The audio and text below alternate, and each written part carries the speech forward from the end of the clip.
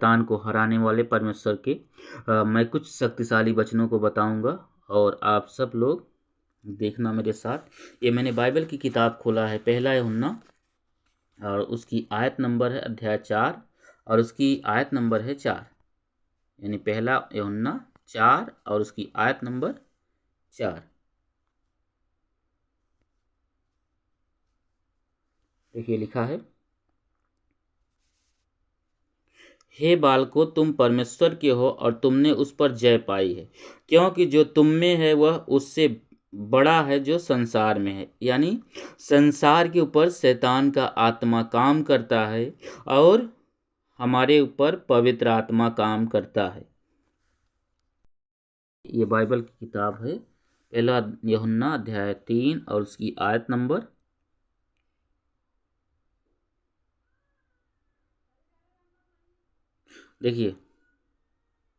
5। तुम जानते हो कि जो कोई पाप करता है व्यवस्था का विरोध करता है, और पाप तो व्यवस्था का विरोध है। तुम जानते हो कि वह इसलिए प्रकट हुआ कि वह पापों को हर ले जाए। यानी यीशु मसीह इसलिए प्रकट हुआ कि वह पापों को हमारे हर ले जाए, और उसके इसलिए प्रकट हुआ कि पापों को हर ले जाए। उसके स्वभाव में पाप नहीं, जो कोई उसमें बना रहता है वह पाप नहीं करता, और जो कोई पाप करता है उसने न तो उसे देखा और न उसको जाना है। तो प्रभु यीशु मसीह किस लिए प्रकट हुए? हमारे पापों को हरने के लिए।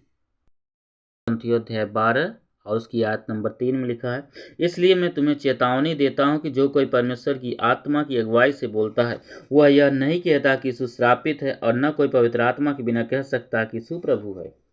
यानी पवित्र आत्मा की सहायता से हम यीशु को प्रभु कहते हैं। जो कहता है पवित्र आत्मा तुम में नहीं, ये गलत बात है, क्योंकि पवित्र आत्मा के बिना कोई भी मनुष्य यीशु को प्रभु नहीं कह सकता। यहाँ पे बाइबल साफ कह रही है। लूका अध्याय 10 उसकी आयत नंबर 17, वे 70 आनंद करते हुए लौटे और कहने लगे, हे प्रभु, तेरा नाम से दुष्टात्मा भी हमारे बस में, तेरे नाम से दुष्टात्मा भी हमारे बस में। अब ये क्या कह रहे हैं? 70 चेले खुशी खुशी आनंद करते हुए लौटे और कहते हैं, हे प्रभु, यानी हे प्रभु यीशु, तेरा नाम से दुष्टात्मा भी हमारे बस में, यानी यीशु के नाम से दुष्टात्मा भी हमारे बस में है।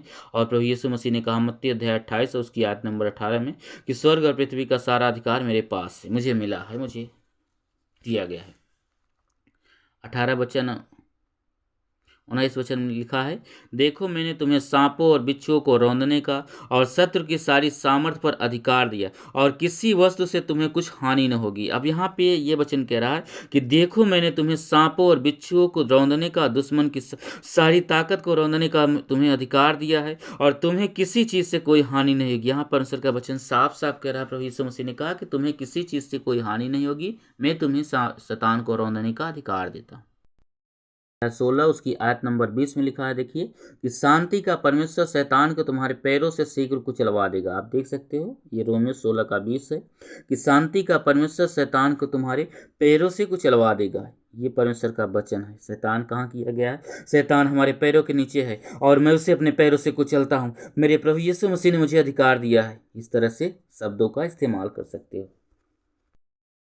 भजन संहिता अध्याय 91 में बहुत ही अच्छी बात वचन लिखे हुए हैं कि जो परम प्रधान परमेश्वर के छाए हुए स्थान में बैठा है वह सर्वशक्तिमान की छाया में ठिकाना पाएगा। मैं यहोवा के विषय में कहूँगा, वह मेरा शरण स्थान और मेरा गढ़ है, वह मेरा परमेश्वर है। मैं उस पर भरोसा रखूंगा। वह तुझे बहेलिए के जाल से और महामारी से बचाएगा। वह तुझे अपने पंखों की आड़ में ले लेगा और तू उसके परों के नीचे शरण पाएगा। उसकी सच्चाई तेरे लिए ढाल और झिलम ठहरेगी। तू न रात के भय से डरेगा और न उस तीर से जो दिन को उड़ता है, न उस मरी से जो अंधेरे में फैलती, और न उस महारोग से जो दिन दोपहरी में उड़ता है। तेरे निकट 1000 और तेरे दाहिनी ओर 10,000 गिरेंगे, परंतु वह तेरे पास न आएगा। परंतु वह अपनी आंखों से दृष्टि करेगा और दुष्टों के अंत को देखेगा। हे यहोवा, तू मेरा शरण स्थान ठहरा।